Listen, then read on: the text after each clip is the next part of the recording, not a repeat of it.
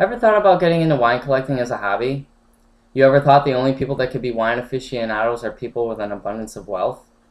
Would you like to know what to somewhat look for if and when you ever attempt to go wine tasting yourself? Hi, my name is Rick McGinnis, and today my purpose is to tell you that anyone can become a wine aficionado and build a true appreciation for wine. In order for me to do this, I will be covering 3 different points with you. Number 1, the difference between sweet and dry wines, the types of wine that there are, and how to properly store wine so it lasts. Ever been in the wine section of your grocery store and saw the tons of wine staring at you? You noticed the different shapes and the different colors of the wine, but you were never really sure what was a more sweet tasting or dry tasting wine? Well, hopefully hearing me explain the difference between sweet and dry wines might help. I'm going to start off by quoting antiwinesnob.com by saying, while sweet and dry wine are both defined by the level of residual sugar, or lack thereof, left in the wine after the fermentation process is complete, other factors such as acidity, tannins, and alcohol will affect the perception of what is sweet and what is dry. It's important for you to understand that younger grapes, or grapes harvested early, are not as mature. Therefore, they have less sugar and are more acidic. Conversely, more mature grapes have more sugars and have lower levels of acidity. It was stated at www.totalwine.com that dry wines need good levels of acid to provide balance and liveliness to the wine. However, sweet wines need acidity so it doesn't seem so cloying or overly sweet. Too much acidity and the wine may seem harsh or bitter, and too little and the wine may seem flabby or dull. Winemakers do try to find that very perfect balance.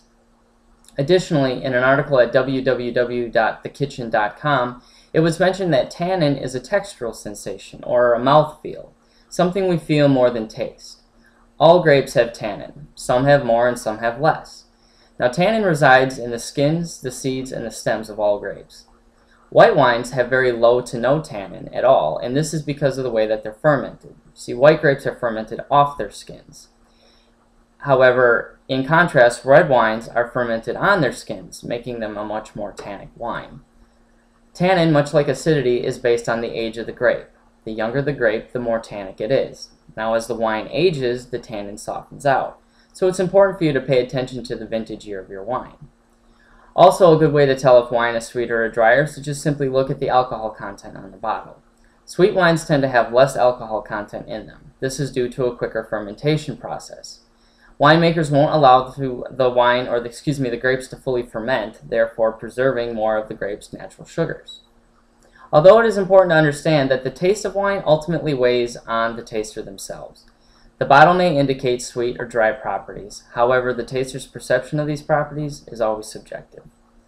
The taste of wine is obviously the most important thing to understand and to appreciate when becoming a wine aficionado. So with that said, it is also important to be able to identify and understand the different types of wine. So I'm just going to go ahead and run through this list of wines, starting off with popular sweet red, a couple of which are port and the Italian Lambrusco. Some popular dry red wines, of course, would be, first and foremost, the Cabernet Sauvignon, like you see right here. Second to the Cabernet would be Merlots. Some popular sweet white wines would be, first and foremost, Moscatos. If anybody's ever had a sweet white wine, more than likely it is a Moscato. Second to the Moscato, of course, would be the Riesling. And some popular dry white wines would be, number 1, the Chardonnays, and then number 2, Sauvignon Blancs, like you see here. Okay. Being able to identify these wines will be important so you have an idea of what type and taste you will be encountering when you open that bottle.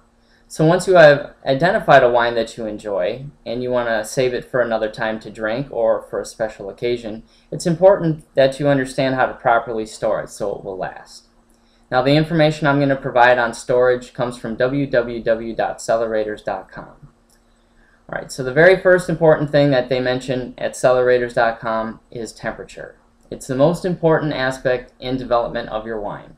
Wine should be stored at a constant temperature of about 55 to 60 degrees Fahrenheit. So not as cold as your refrigerator, but however not just sitting out on your countertop either. Humidity is another thing to consider. Storing wine bottles at an environment with about 70% humidity is ideal. Now this will ensure the usefulness of the cork. The cork's purpose is to keep the air out. So if the environment is too dry, the cork could actually dry out and allow air to seep through and stale your wine. On the flip side, if it is too humid, mold could actually form on the cork as well. A third thing to consider is darkness. They say the darker the better. Ultraviolet light will kill your wine. So this is why most wine is put into colored glass, to shield it from too much light exposure. And the fourth thing they consider is vibration and angle. It's important that you store wine where it is free from vibration. Vibration interferes with the maturing process of the wine. Also, bottles should be stored either horizontally or at a 45-degree angle with the cork facing down, like so. See, now this keeps wine in contact with the cork, ensuring that air does not get in. So as you can see, to be a true wine aficionado takes a serious dedication and appreciation for wine. Allow me to summarize what I've covered with you today. I discussed the differences between sweet and dry wine and how the amount of residual sugar left after fermentation determines its classification. I went over the different types of wine that there are, such as the Cabernet Sauvignon, which is a dry red wine. And then you have your Sauvignon Blanc, which is a dry white wine. And finally, I spoke to you about how to properly store your wine, and that temperature, humidity, darkness, vibration, and angle are all very important things to consider when storing it. So hopefully you have gained some additional information and knowledge about the subject of wine, and now you're on your way to being that true wine aficionado. Thank you very much for your attention. Have a great day.